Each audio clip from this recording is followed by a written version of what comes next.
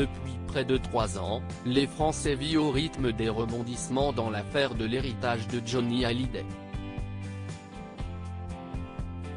Mais avant le taulier, décédé en décembre 2017, une autre star de la chanson avait fait parler de lui avec son testament. Il s'agit d'Alain Bashung. Décédé en 2009 à l'âge de 61 ans, l'artiste avait modifié son testament quelques années avant sa disparition. Et c'est, semble-t-il, son fils, Arthur, qui en a fait les frais.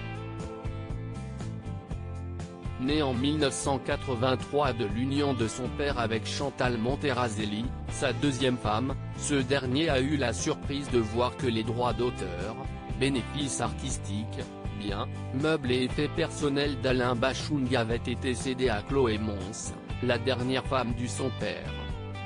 Ce mariage a eu lieu en 2001, la même année que la naissance de Popé, deuxième enfant de l'artiste.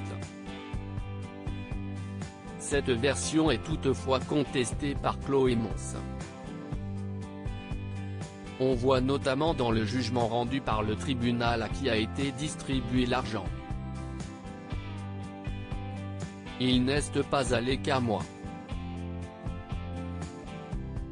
Dans ce jugement, il est intéressant de voir que les termes du testament sont repris.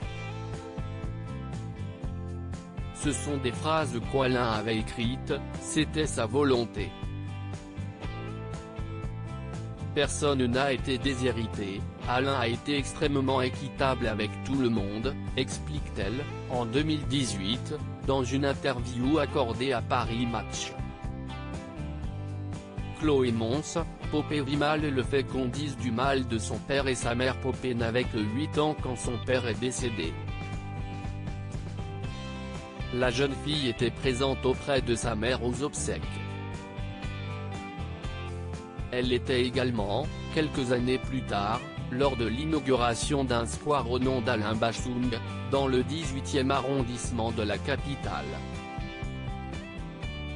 En 2018, quand elle prend la parole pour répondre aux accusations d'Arthur Bashung et Chantal Monterazelli, Chloé Mons en a profité pour évoquer sa fille qui vivait très mal la situation. C'est aussi pour elle que j'ai décidé de parler. Elle vit mal le fait qu'on dise du mal de son père et de sa mère. Ce n'est pas doux, tout cela, expliquait la dernière femme du chanteur. Ces dernières années, Popé apparaît régulièrement sur le compte Instagram.